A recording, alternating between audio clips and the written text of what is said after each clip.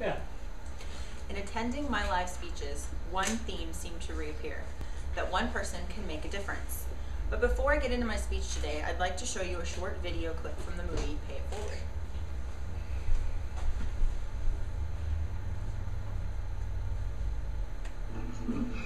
And that's 3 people. And I'm going to help them. But it has to be something really big. Something they can't do by themselves. So I do it for them. And they do it for the other people. That's 9. And I'm going to do 3 more. That's 27, so I'm not really good at math, but it gets big really fast, you know? Yep. Alright.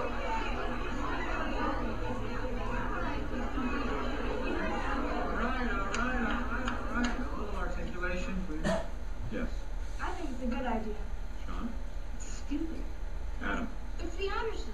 People blow off the honor system. So what? Just because you do. Well, Trevor, the class seems to think that you've come up with an overly utopian idea. Look that word up in a minute. Like, perfect world? Mm-hmm. Oh. So, what put this idea in your head? Because Everything sucks. he talked to you? I'm sure that many of you have seen this movie.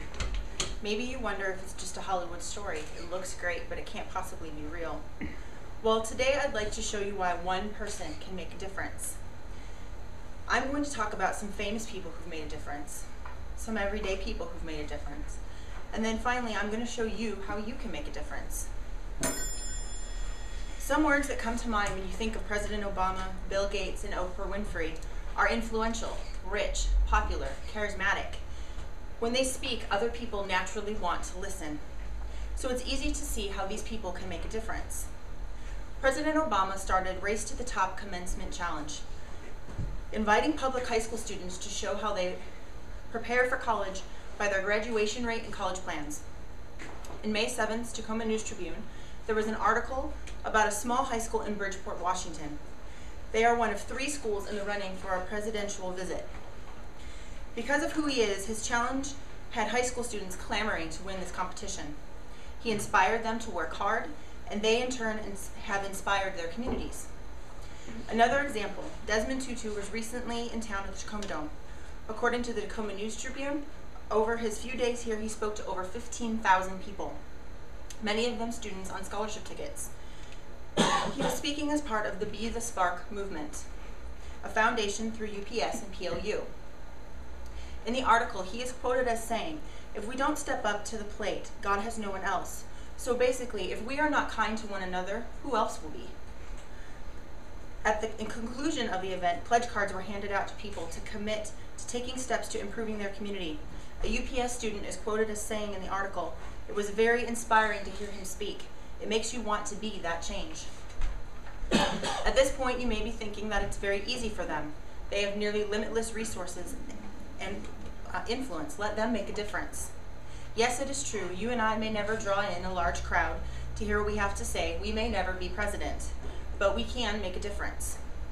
The speeches I attended were not done by wealthy, influential people, but they did prove to me that one person can make a difference.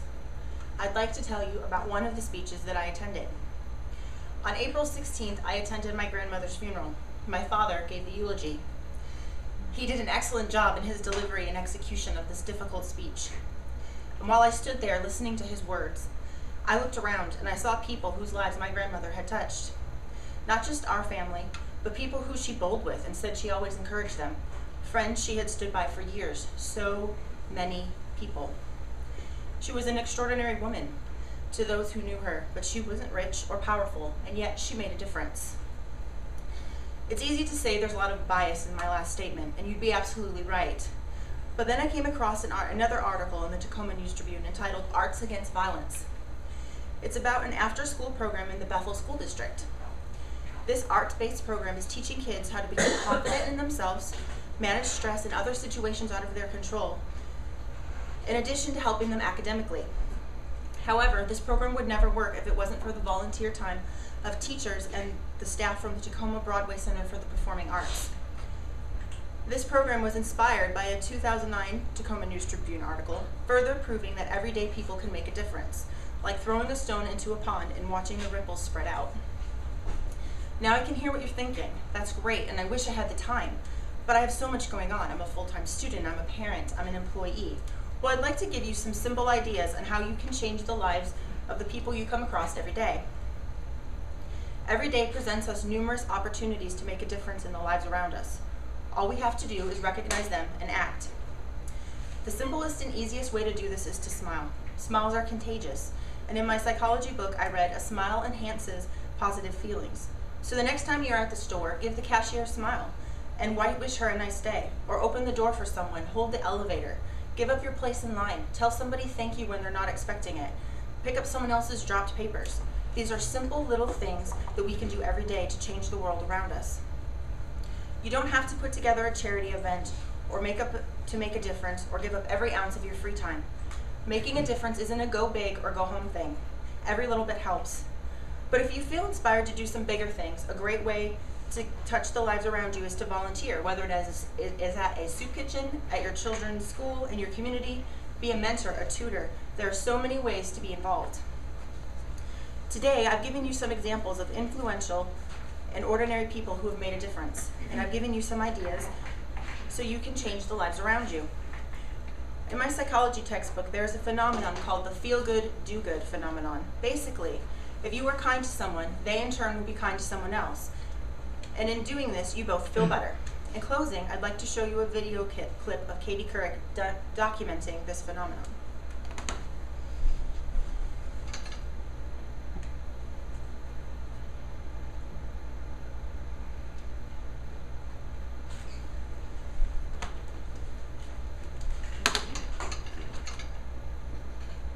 A 12-year-old boy named Trevor tries to change. Sorry, hang on. Trevor tries to change the world by doing favors for 3 people. They in turn help 3 others, and so on. It was a classic tearjerker, but guess what? It really works. Researchers from Harvard and the University of California say they now have scientific proof. They found that when people cooperate by giving money to help strangers, the recipients are then more generous themselves, and so are the people they help. The authors of the study call it a cascade of cooperation, and it works both ways. When people were uncooperative, that behavior spread just as quickly. How many times have we heard scientists talk about their research and then say more study is needed? Well, let's help them out. Pay it forward and do a favor for 3 people. As Trevor learns in the movie, a great big change can begin with one little act of kindness. That's a page from my notebook. I'm Katie Couric, CBS News.